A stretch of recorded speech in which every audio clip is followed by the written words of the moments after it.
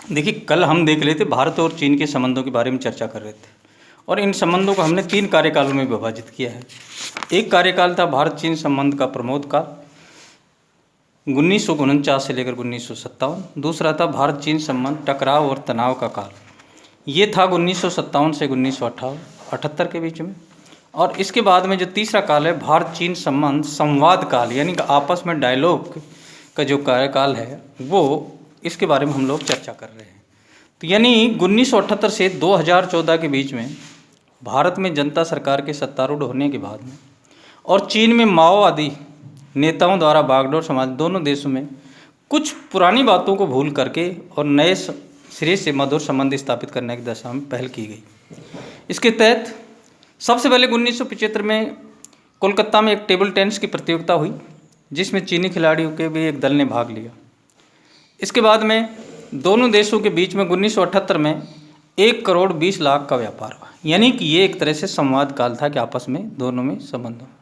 सितंबर 1978 में चीन के कृषि वैज्ञानिकों द्वारा भारत की यात्रा की गई और इसके बाद में न्यूयॉर्क में विदेश मंत्री वाजपेयी ने चीनी विदेश मंत्री हुआंग हुआ से भेंट की।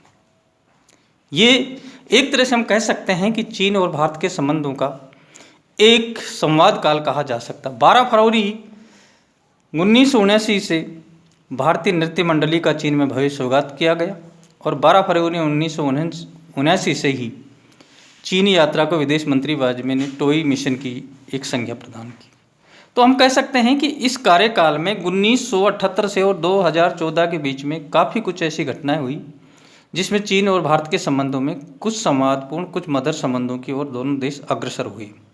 इसके बाद में है कि भारतीय प्रधानमंत्री राजीव गांधी ने चीन की दिसंबर 1988 में भारतीय प्रधानमंत्री राजीव गांधी ने चीन की यात्रा की और सीमा संबंधी जो भी विवाद था उसको हल करने का एक सुझाव दिया। और इसके तहत 5 दिन के चीन के दौरे में वो पिछले 34 वर्ष से भारत के किसी प्रधानमंत्री की चीन की ये पहली यात्रा थी। इससे लगा कि भारत और चीन के संबंधों में एक सुधार, और प्रधानमंत्री राजीव गांधी ने आर्थिक, वैज्ञानिक और तकनीकी और सांस्कृतिक दृष्टि से बढ़ाने के लिए भी एक संयुक्त आयोग का गठन किया गया। इसके बाद में चीनी प्रधानमंत्री की 11 दिसंबर को 1991 को चीन के प्रधानमंत्री ली फंग की एक 6 सदस्यीय दल के साथ 6 दिवसीय यात्रा हुई और वो 31 वर्ष बाद भारत आने वाले प्रथम चीनी प्रधानमंत्री थे। इसलिए हम कह सकते हैं कि राजीव गांधी की चीन यात्रा या चीनी प्रधानमंत्री की भारत यात्रा, ये दोनों देशों के बीच में एक सौहार्दपूर्ण संबंधों को दर्शाती है। राष्ट्रपति वेंकटरमन ने भी चीन की यात्रा की। 17 मई 1992 को भारत के राष्ट्रपति श्री आर वेंकटरमन ने चीन के राष्ट्रपति श्री यांग शाकुन के निमंत्रण पर 6 दिन की एक सरकारी यात्रा की और चीनी राष्ट्रपति श्री यांग ने वेंकटरमन के बातचीत के दौरान हिंदी चीनी भाई भाई युग की भी याद दिलाई और इससे भी संबंधों में एक सुधार की पहल हुई। प्रधानमंत्री पीवी नरसिंह राव ने भी सितंबर 1993 में चीन की यात्रा की और वास्तविक नियंत्रण रेखा पर शांति बनाए रखने का समझौता किया गया। इसके बाद में चीन में भारत महोत्सव मई जून 1994 में चीन में भारत महोत्सव कभी आयोजित हुआ और किसी विदेशी राष्ट्र का पहला महोत्सव था भारत में।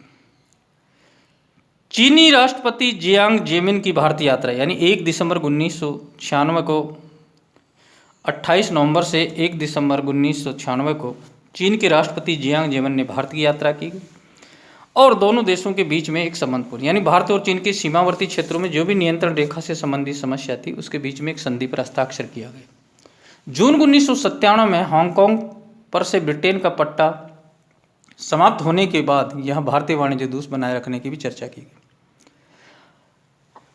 मई 1997 में भारत और चीन के द्विपक्षीय विमान समझौते पर हस्ताक्षर किए गए, यानी और विदेश मंत्री जसवंत सिंह ने चीन की यात्रा भी की। 14 से 15 जून 1999 में विदेश मंत्री जसवंत सिंह ने चीन की यात्रा की। तो ये जो कार्यकाल था, करमापा लामा को शरण देने का मामला, चीन की भारत को चेतावनी कि 11 जनवरी 2000 को चीन ने भारत की परीक्षा देते हुए भारत तिब्बती धार्मिक नेता करमापा लामा को राजनीतिक शरण नहीं दे। हालांकि चीन ने एक चैलेंज किया था, परंतु इसके बावजूद भी हमने राष्ट्रपति के आर नारायण की मई जून 2000 में चीन की यात्रा और भारतीय एवं चीनी सेनाओं का पहला संयुक्त सैन्य अभियान भी किया गया 15 से 18 सितंबर 2000 को शंघाई में। दोनों देशों की सेनाओं ने एक संयुक्त युद्धाभ्यास का निर्माण, और इससे दोनों देशों के, इसके बाद में चीन के प्रधानमंत्री की भारत यात्रा जनवरी 2000 में 140 सदस्य शिष्टमंडल के साथ जनवरी 2000 में चीनी प्रधानमंत्री जू रोंगजी ने भारत की यात्रा की गई। तो यानी कि हम कह सकते हैं कि संबंधों में एक सौहार्दपूर्ण एक संवाद दोनों देशों के बीच में 1978 से और 1914 के बीच में लगातार चलते रहे। विदेश मंत्री जसवंत सिंह की पुनः भारत की यात्रा, चीन की यात्रा मार्च अप्रैल 2002, और जो वास्तविक नियंत्रण रेखा थी LOC, उससे संबंध उसको समाधान करने का। प्रधानमंत्री वाजपेयी की चीन यात्रा 2003 में, यानी 22 से 27 जून 2003 में प्रधानमंत्री अटल बिहारी वाजपेयी ने चीन की यात्रा की, और दोनों 10 वर्ष बाद में यात्रा संपन्न हुई भारत के प्रधानमंत्री की। और 24 जून 2003 को भारत और चीन में एक ऐतिहासिक घोषणा पत्र पर, सहमति पत्र पर हस्ताक्षर भी हुए, और जिसमें ये मान लिया गया कि पूर्वोत्तर राज्यों को परोक्ष रूप से भारत का हिस्सा मान लिया गया है। सिक्किम का भारत के अंग के रूप में मई 2004 में प्रकाशित वर्ल्ड फेमस ईयर बुक 2003-04 में, यानी ये सिक्किम को भारत का प्रधानमंत्री की 2003 की जो यात्रा है उसमें सिक्किम को भारत का एक अंग मान लिया गया। चीनी प्रधानमंत्री वेन जियाओबाओ की भारत यात्रा अप्रैल 2005 में, चीन के जो प्रधानमंत्री थे। तो यानी कि हम कह सकते हैं कि चीनी राष्ट्रपति हुआन जिताओ की भारत यात्रा नवंबर 2006 में, और भारत और चीन के बीच में हॉटलाइन समझौता भी हुआ। प्रणब मुखर्जी शेंघाई लाओ और लियोजाओ के बीच की दोस्ती का नया दौर, भारत के विदेश मंत्री प्रणब मुखर्जी और रूस के विदेश मंत्री सर्ग लावरोव और चीन के विदेश मंत्री ली जाओजिंग के बीच में 14 फरवरी 2007 को हैदराबाद हाउस में एक बैठक हुई, और जिनमें आपसी सहयोग और वार्ताओं पर चर्चा की गई। डॉक्टर मनमोहन सिंह की चीन यात्रा 8 जुलाई 2000 को बीजिंग यात्रा की गई, और चीनी प्रधानमंत्री से मुलाकात की गई। इसलिए चीन की ओर से विदेश मंत्री ने भी यात्रा की 4 से 7 जून 2008 को। राष्ट्रपति प्रतिभा पाटिल की चीन यात्रा रही है, ये 26 से 31 मई 2010 को राष्ट्रपति प्रतिभा चीन की यात्रा की। प्रधानमंत्री बेन जियाओबाओ की भारत यात्रा 15 से 17 दिसंबर 2010 को। यानी कि हम कह सकते हैं कि भारत चीन के संबंधों में ये जो तीसरा कार्यकाल है, जो एक तरह से हम कह सकते हैं कि संवाद काल है, इसमें चीन और भारत के बीच में आपस में काफ़ी संबंधपूर्ण सुधार हुए। अब संवाद के बावजूद अब पिछले 5-6 वर्षों में हम लोग देख रहे हैं कि इनमें थोड़ा सा, और हम लोग कह सकते हैं कि भारत और चीन के संबंधों में एक तरह से तनावपूर्ण संबंध भी रहे, संवाद काल भी संबंध रहे, और विशेषकर 1978 से 2014 का कार्य आपस में एक बहुत ही समर्थ